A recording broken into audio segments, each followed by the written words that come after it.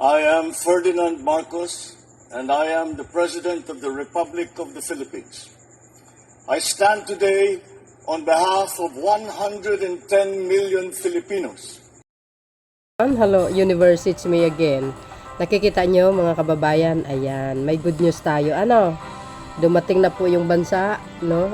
Dumating na sa bansa yung isa sa pinakamagandang barko, no, na in-order ng pamahalaan sa South Korea, yung si BRP Miguel Malvar, mga kababayan.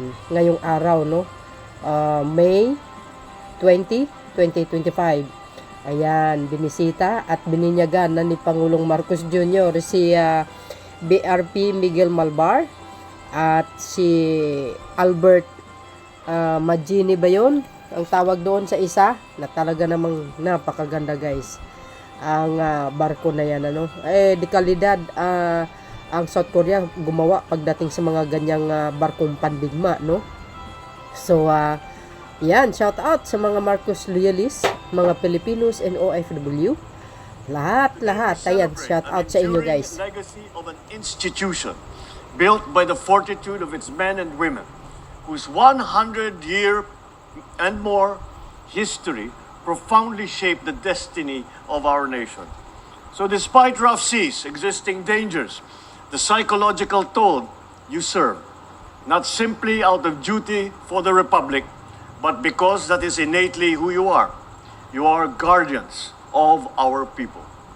The Philippine Navy has been a constant force in our Hader response operations, deploying fleet marine teams to rescue distressed fishing vessels and to respond whenever extreme typhoons and other disasters strike. In every mission, the Navy proves that maritime strength is measured by the character, clarity of mission, and the commitment of those who serve. That same commitment to duty was clearly seen in the West Philippine Sea and in other maritime outposts. We stand firm. We will never tolerate any act of disrespect against our sovereignty. We will continue to safeguard our maritime zones and exercise our maritime entitlements in accordance with international law. Wala tayong isusuko, wala tayong papapabayaan. What we witnessed during the commissioning ceremony of the Navy's two newly acquired vessels, wow, the BRP Miguel Malvar and the BRP Albert Magini, is a Philippine Navy that is modernizing, that is evolving, and is ready to conduct more complex and effective operations in promoting the country's national interest. Through the AFP modernization program, especially through Horizon 3, we are investing in responsive and up-to-date assets and systems to ensure that our Navy remains a formidable force in the region. To the brave men and women of the Philippine Navy, you consistently show us what real service looks like. Despite being far from home and facing the challenges of long days and rough seas, you still carry on with your strength, commitment, and with your resolve. This is your Commander-in-Chief wishing you fair winds and following seas. And once again, happy anniversary. Di ba, guys? So, yung mga magagaling mag-credit grabber dyan, 3 years na ang Pangulo. Sasabihin nyo, credit nyo na naman kay Poncio Pilato. Kay kayo talaga, oo. Lahat na lang, ano. So, yan, congratulations sa Philippine Navy. Yan, dumating yung barkong pandigma talaga, oh. Tapos may in-order pa, ayan, oh, bago po yan, mga bes, bukod po doon sa BRP Miguel Malvar at saka si BRP Albert Magini ba yun? Mayroong in-order ang Pangulo, no, na 20 na jet galing sa Amerika. So I think baka i-deliver yan bago mag-end ang kanyang termino. Marami actually, guys, no, hindi natin ina-upload kasi sangkaterba kasi, no, mga magagandang proyekto ng Pangulo. Yan ang hindi alam ng nakakarami, mga kababayan. Ang dami kaya. Mag-research kayo para may alam kayo, Ayan, oh, binuksan na. Ay, pinakita yung pangalan niya. Oops.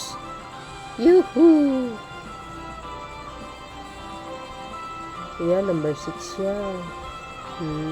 Siya si Miguel Malvar, mga bes. BRP Miguel Malbar, ayan, tsaka si BRP Albert Magini, dalawa. Dito nyo guys, minsan nagtataka tayo. Ayan oh, laki. Grabe. Nagtataka tayo kay Pangulong Marcos, ano? Biro nyo, mga kababayan, sa totoo lang. Ang daming, kumbaga, nagagawa niya yung mga pangako niya, tulad ng, pangako, hindi naman pangako yun. Pangarap ba? Yung sa 20, nagagawa niya. At ang daming nagagawa niya na ipababa. Tapos, ang dami niyang naitutulong na sa mga magsasaka. Lahat ang dami, as in. Tapos, nagtataka ako kung bakit nakakabili siya ng ganito ng mga sasakyang pandagat na pandigma, guys. Biro mo. Alam nyo, hindi lang 1 million yan. Mahal po yan, mga kababayan. Ay, wow. Mahal po yan. Ayan, si Miguel Malbar. Wow, social. O, diba? Ang ibig sabihin, nakakapagtataka. Nakakapagbili siya ng maraming kagamitan para sa Philippine Air Force, Philippine Navy. Nakakabili siya. At isa pa, nakakabayad pa siya ng utang ng Pilipinas every year, mga bes. Grabe, ano? Tapos gumaganda pa ang ekonomiya ng bansa. Naloko na. Wow. Yan, si Miguel Malbar. Pinangalanan yata yan, mga kababayan, sa isang general na magiting na general. Wow, grabe, ano? Congratulations sa Philippine Navy. And of course, guys, congratulations sa ating lahat. Oh, yan ang totoong leader. Bakit? At least, alam kung saan niya ilalagay yung pera ng bansa. Oh, di ba? Kasi, nagbabayad naman tayo ng tax, alam ng Pangulo kung saan niya ilalaan. O, di ba? Ganun dapat ang isang leader, hindi yung ipinapalubo mo yung utang ng Pilipinas, utang ka ng utang, tulad nung nakaraan, 7.2 trillion. Di ba, guys? Hindi naman marunong magbayad every year. Buti pa ito sa PBBM. Ayan. Dahil napaka-magiting kasi itong talagang nakipagsusugupaan sila sa China Diesel. Ayan. Pag masipag ka, no? Siyempre, hindi ka po nakakalimutan ng commander-in-chief mo. Talagang bibigyan ka niya ng award. Siyempre, kumbaga, deserve naman nila yan.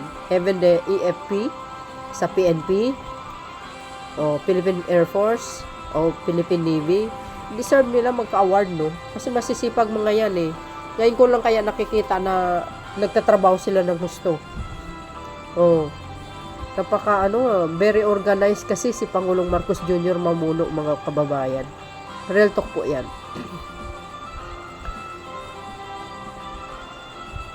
Wow.